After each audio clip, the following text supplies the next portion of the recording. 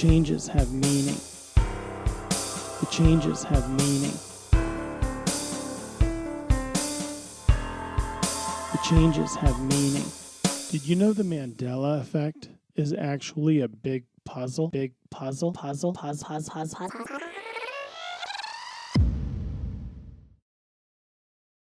Here's another great Jim Carrey movie with a message that comes straight from our higher being. I have no doubts about that. This movie has more than a fair share of Mandela movie markers in it. It even has a reference to the White Rabbit, just like we saw in The Matrix. Jim Carrey plays Stanley Ipkiss, and right away they show us that Stanley is an anti-hero. He gets no respect, and things usually don't go his way. The same seems to go for his love life. At least he has an amazing dog. Enter Tina Carlisle, played by Cameron Diaz. When she enters Stanley's place of business, he is as smitten with her as everyone else seems to be.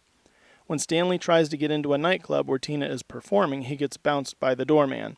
Things are bad on all fronts. He's getting screwed by his mechanic and bullied by his landlady. Stanley is a nice guy, but the city isn't giving him any breaks.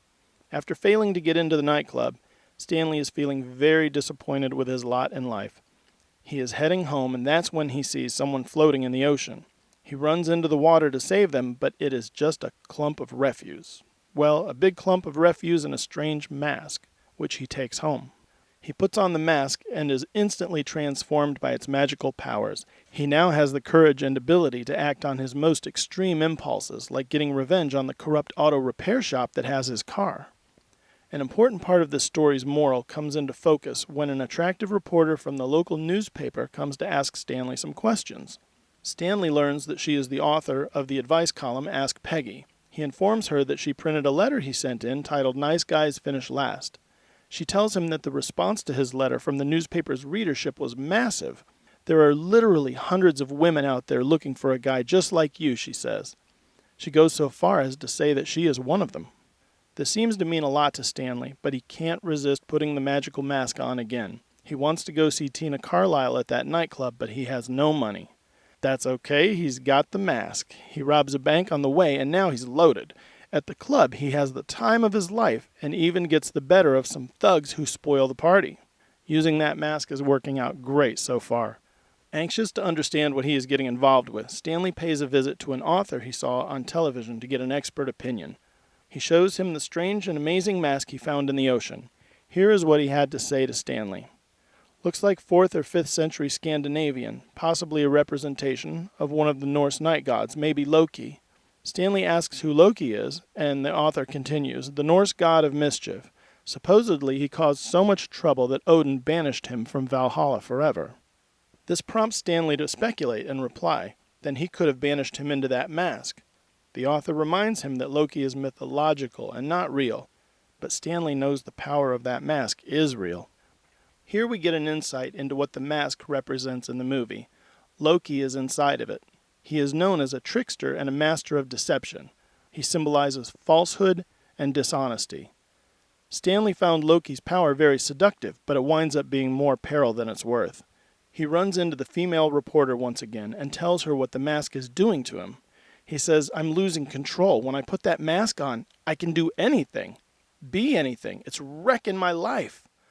My life is wrecked. Wrecked. The reporter tries to give Stanley some perspective. She tells him, that letter you sent my column, that was from a guy with more guts and more heart than any of the creeps that I've met in this city. Whatever that mask is, you don't need it. You, Stanley Ipkiss, are already all you'll ever need to be. Then she betrays him into the hands of the thugs he crossed, and they pay her $50,000.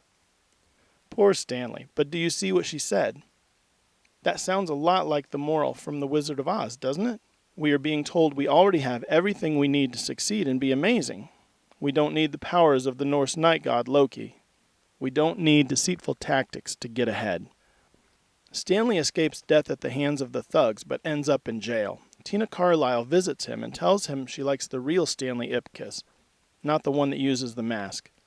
After all the problems are sorted, Stanley gets to be with Tina and throws the mask away.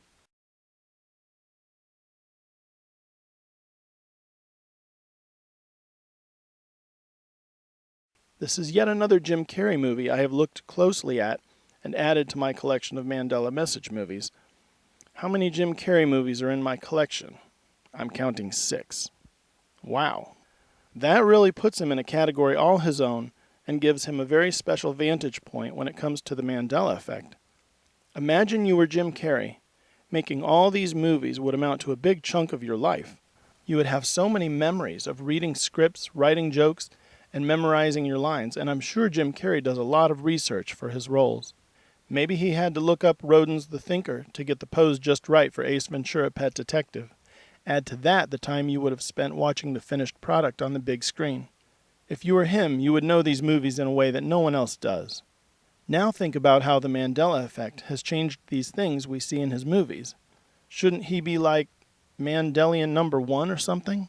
He would be very likely to recognize the fact that something impossible is happening, wouldn't he? I think he would. He has mentioned the Mandela effect on a TV show before, but there is a specific red carpet interview I want to point out to you. It was at a New York Fashion Week show in 2017. The interview made a big splash because of the unusual comments he made. Here's Jim. There's no meaning to any of this, so I wanted to find the most meaningless thing that I could come to and join, and here I am. They're I celebrating. mean, you got to admit it's completely meaningless. Well, they say they're celebrating icons inside. Celebrating Do you believe icons, in boy, icons? that is just the absolute lowest aiming, possibility that we could come up with. It's like icons. What do you believe in icons? I don't believe in personalities. I don't believe that you exist, but there is a wonderful fragrance in the air. I don't believe in icons. I don't believe in personalities. I believe that peace lies beyond personality, beyond invention and disguise, beyond the red S that you wear on your chest that makes bullets bounce off. I believe that it's deeper than that. I believe we're a field of energy dancing for itself. And I don't care. But Jim, you got really dressed up for the occasion. You look good. No, I Was didn't that an get dressed accident? up. I didn't get dressed up. Who did? There is no me. There's no you. No. We're not here. This is a dream. There's just things happening. And there are clusters of tetrahedrons moving around together. It's not our world.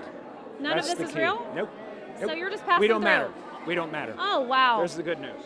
And cut. But that was no movie scene. That was Jim Carrey chatting to a woman on the red carpet. What do you think? Does he sound like someone who had his mind blown by the Mandela effect? He said we don't exist, that we are just a field of energy. He said that it's not our world, and we don't matter. I'm sure you can see why his perspective caught my eye. It's a lot like my own. I also find it interesting that he would reference Superman. It's a Mandela message movie, and he specifically mentioned the red S that has been changed by the Mandela effect.